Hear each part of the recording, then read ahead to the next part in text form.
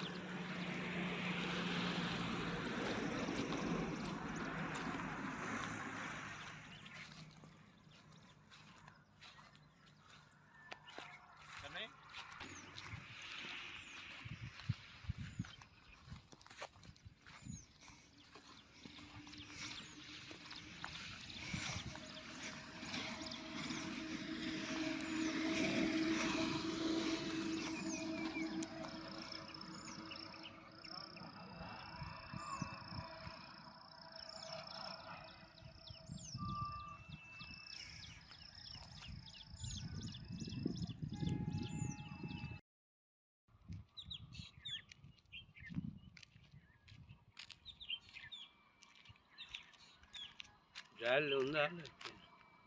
ఎత్తుకెళ్ళిరు లేదు.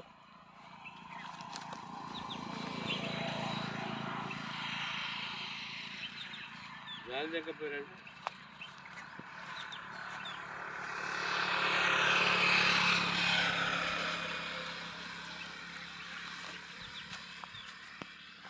ఎవరు లేదు తమ్మి, ఇంకా చెప్పాలనే దొంగలు పడుతున్నారు ప్రభుత్వ ఆస్తులలో. గ్రామాలలో మౌలిక వసతుల కల్పనలో భాగంగా అదేవిధంగా గ్రామాలకు అవసరమైనటువంటి తగిన వసతులు కల్పించడానికి రాష్ట్ర ప్రభుత్వము కోట్ల రూపాయల నిధులు కేటాయించి ప్రజలకు అనువైన వసతులను ఏర్పాటు చేస్తుంది. అందులో భాగంగా ప్రజలకు అవసరమైనటువంటి క్రీడా ప్రాంగణాన్ని గత ప్రభుత్వము లక్షల రూపాయలు వెచ్చించి ఏర్పాటు చేయడం జరిగింది. ఇక్కడ నాంపల్లి మండల పరిధిలో ఉన్నటువంటి చిట్టంపాడు గ్రామ పంచాయతీలో ప్రభుత్వ భూమి 11 సర్వే నెంబర్ నందు ఎకరం స్థలాన్ని కేటాయించి క్రీడా ప్రాంగణాన్ని ఏర్పాటు చేయడం జరిగింది. ఈ క్రీడా ప్రాంగణము ఏర్పాటు చేశారు, కానీ దీని రక్షణ కరువై ఇక్కడ దొంగల బెడద ఎక్కువయ్యి ఇక్కడ ఉన్నటువంటి క్రీడా ప్రాంగణంలో ఉన్నటువంటి నాటిన ఆట వస్తువులని వాలీబాల్ ఆడడానికి నాటిన స్తంభాలని, పోల్సుని, అదేవిధంగా క్రీడా ప్రాంగణం అని తెలియజేయడానికి ఏర్పాటు చేసిన సూచిక బోర్డును కూడా ఇక్కడ జేసీబీ యంత్రాల సహాయంతో పెకిలించి వీటిని దొంగిలించే ప్రయత్నం చేస్తున్నారు. అదేవిధంగా ఖోఖో ఆడడానికి ఏర్పాటు చేసినటువంటి పోల్ను కూడా ఇక్కడ పెకిలించి ఎత్తుకెళ్లే ప్రయత్నం చేశారు. ఇక్కడ గతంలో చూసినట్టయితే పల్లె ప్రకృతి వనానికి ఏర్పాటు చేసినటువంటి చుట్టూ కంచె ఉండే ఆ ఇనుప కంచెను కూడా దొంగలు ఇక్కడ నుంచి దొంగిలించిన సందర్భాలు ఉన్నాయి. అయినప్పటికీ కూడా అధికారులు వాటిపైన ఎలాంటి చర్యలు తీసుకోలేదు. ఇక్కడ ఒకవైపు అధికారుల నిర్లక్ష్యము, మరొక వైపు ప్రజల యొక్క బాధ్యత రాహిత్యం కనబడతా ఉన్నది. ఇక్కడ ప్రభుత్వ ఆస్తులను కాపాడుకోవడంలో అధికారుల వైఫల్యం ఎంతైతే ఉందో అదేవిధంగా ప్రజలది కూడా ఆ విధంగానే కనబడతా ఉన్నది. ప్రభుత్వ ఆస్తి అంటే ఆ ప్రజాధనంతో ఏర్పాటు చేసింది కాబట్టి ప్రజలు కూడా బాధ్యతగా వ్యవహరించి ఎలాంటి ప్రభుత్వ ఆస్తులకు నష్టం కలగకుండా చూసుకోవాల్సిన బాధ్యత ప్రజలపైన కూడా ఉంటుంది. ఇక్కడ ప్రజలు కూడా బాధ్యతగా ప్రవర్తించాలి తప్ప ఇక్కడ ప్రభుత్వ ఆస్తులను ఎత్తుకెళ్లే ప్రయత్నము చేయకూడదు.